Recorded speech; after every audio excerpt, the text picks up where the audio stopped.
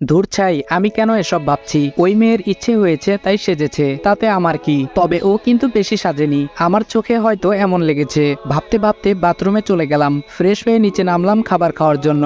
বাহিরে যাব তখন বাবা বলল, রাজ শোনো। আমি বললাম, জি বলুন। বাবা বলল, বলছিলাম কি আজকে বাইরে যাওয়ার দরকার নেই, মেহমান আছে, আজকের দিনটা একসাথেই খাই, বাড়ির সবাই একসাথে খাই, অথচ তুমি একা একটা ছেলে বাইরে খাও, আমাদের খারাপ লাগে বাবা। নিজের বাবার মুখে কথাগুলো শুনে চোখে পানি চিকচিক করতে লাগলো। এত বছর হয়ে গেল নিজের আপন ছেলের খোঁজ নিল না, অথচ অচেনা একটা ছেলের জন্য কত দরদ। আমি বললাম, আচ্ছা ঠিক আছে। বাবা বলল, তাহলে টেবিলে বসো, সবার সাথে খেতে বসছি। কিন্তু ইসি আসেনি, তাই ভাবি ইসিকে ডাকতে গেলেন। একটু পরে দুজন ফিরে এলেন, তবে খাবার টেবিলে আমায় দেখে কিছুটা চমকে গেল, তবে মেহমান থাকায় তেমন একটা রিয়াকশন দেখলাম না। খাওয়ার সময় সবাই টুকটাক কথা বলছে, যেগুলো আমি শুধু চুপচাপ শুনেছি, কিছু বলিনি। কথাবার্তা শুনে বুঝতে পারলাম আমার বোনের হবু শ্বশুর মশাই রৌফ চৌধুরী বাবার মতোই একজন বিশিষ্ট ব্যবসায়ী, আর হবুবর রোহান ওনার একমাত্র ছেলে। খাবার শেষ করে উঠেই যাচ্ছি, তখন ফোনটা বেজে উঠলো। তাড়াহুড়োই উঠতে গিয়ে ইসির সাথে ধাক্কা লেগে যায়। দুজন একসাথে উঠতে গিয়ে কাকতালীয় ভাবে ঘটে যায় ঘটনা। আমি কিন্তু ইচ্ছে করে দেইনি।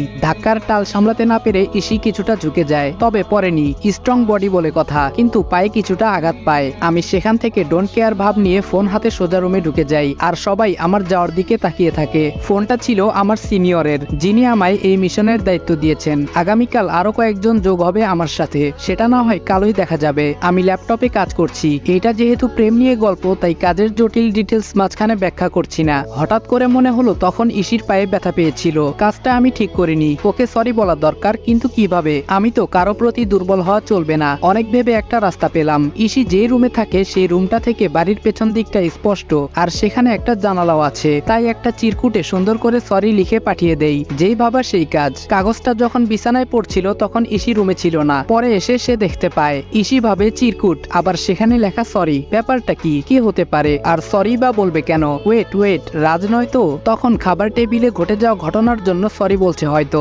ধুর, কি সব ভাবছি, ওই ছেলে আর সরি, প্রশ্নই আসে না। তবে এটা কিসের ইঙ্গিত? ইসির রুমে কাগজটা ছুঁড়ে দিয়ে এসে বিছানায় শুয়ে পড়লাম। অনেকক্ষণ চেষ্টা করেও কাজে মন বসাতে পারছি না। বারবার ভাবছি, চাচু আর ছোট মা তো আসেনি, তাহলে ইসি এখানে কি করে? ও তো আমি বাড়ি থেকে বের হওয়ার 1 বছর আগেই আমেরিকা চলে গেছিল, কখন ফিরলো? গত 1 মাসে আমি কাজে এতটাই ডুবেছিলাম, অন্য কাউকে নিয়ে ভাবিনি। তবে এখন ইসি আমায় ভাবাচ্ছে, জানতে হবে ও কি করে। ছোটবেলায় ইসি আর আমার খুব ভাব ছিল, সব সময় একসাথে ছিলাম। খালু অফিসের কাজে আমেরিকায় সেটেল হয়ে যায়, আর খালামণিকেও নিয়ে যায়, কিন্তু ইসিকে নিতে পারেনি উনারা। এত ছোট্ট ইসি কান্না করে বাড়ি গরম করে দিয়েছিল, আমায় ছেড়ে আমাদের ছেড়ে যাবে না, কিন্তু এর 2 বছর পর ঠিকই জোর করে নিয়ে যাওয়া হয়। ইসি চলে যাওয়ায় আমি আরো একা হয়ে পড়ি। এর সাথে যোগ হয় ভাইয়ার অত্যাচার আর বাবা মায়ের অবহেলা। আচ্ছা, ইসি কি দেশে আসার পর একবারও জানতে চেয়েছিল আবিদ কোথায়? ও কি আমাকে খুঁজেছিল?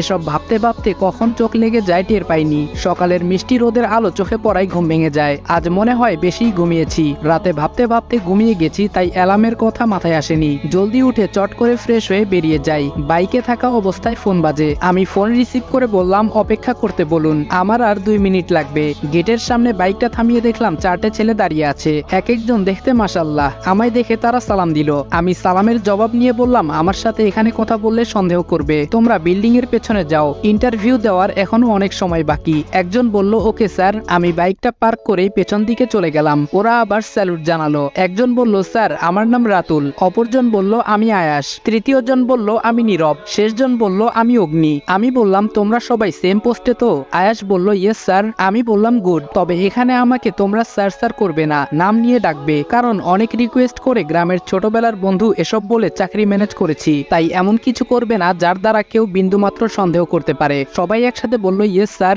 আমি বললাম, আমি রাজ, আমাকে রাজ বলেই ডাকবে, এবং অফিসে ফর্মালিটি মেনটেন করার জন্য স্যার বলবে। সবাই বলল, ওকে। আমি বললাম, যাও সবাই, আমি আসছি। স্যারকে ফোন দিয়ে কনফার্ম করে দিয়ে যেই অফিসের গেটে পা বাড়ালাম, অমনি চোখ পড়ে গেটের বাইরের দিকে। একজন অফিসে ঢুকছে গেট দিয়ে, যাকে দেখে আমি অবাকের চরম সীমায়।